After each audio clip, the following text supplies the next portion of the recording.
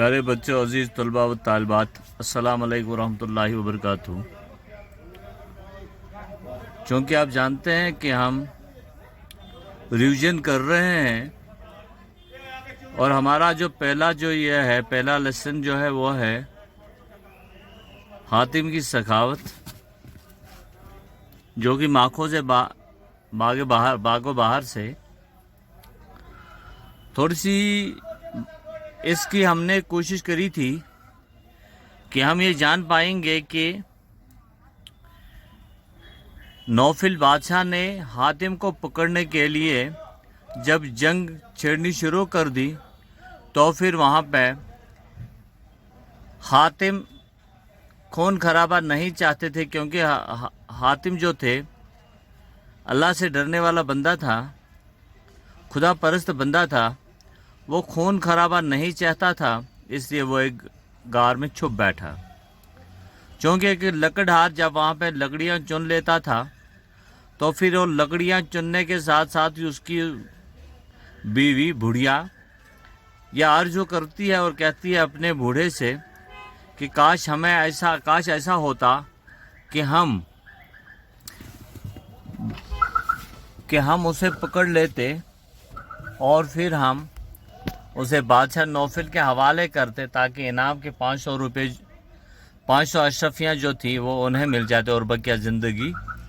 आराम से गुजर जाए। क्योंकि उसके बाद फिर जब नौफिल के सामने हातिम को पेश किया जाता है, अपने अपनी दास्तान जो लोग जमा हो गए थे, जो उन्हें पकड़ कर ले गए थे, सिवाय उस बूढ़े के, क्योंकि बूढ़ा खुद भी खुदा तरस्त था। तो इन्होंने क्या काम किया है, इन्होंने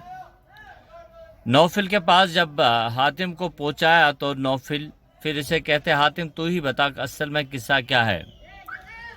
क्योंकि वो उसे कह रहा है कि असल किस्सा उस बूढ़े आदमी से कह दीजिए, ये मुझे पकड़ के ले आया है, आप इसी से दास्तान पूछ लीजिए।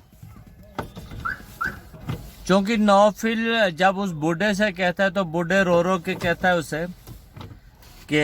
जहाँ पना, असल में हातिम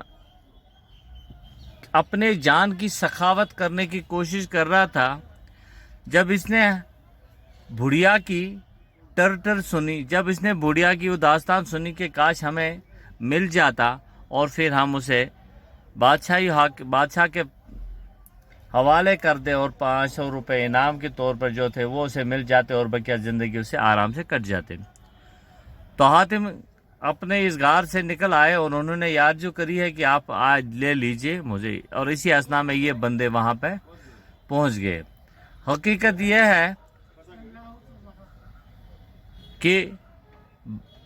हातिम अपने जान की सखावत तक देने के लिए तैयार हो गए थे। क्योंकि बादशाह वक्त ने जब ये सुना कि हातिम अपने जान तक सखावत करने को तैयार है, अब ये ऐसा बंदा नहीं है जिसके शोहरत से मेरी जलन हो रही थी, तो उन्होंने जो जब्त की हुए हातिम की जायदाद थी उसे दे दिए, मालूमता वापस कर दिया, यहाँ तक कि उस बूढ़े को 500 रुपये इनाम दे दिए और हातिम को उनके सामने दोस्ती का हाथ बढ़ा दिया। फिर हातिम को बाइज्जत बरी कर दिया और उसने नौफिल ने ये उम्मीद जाहिर की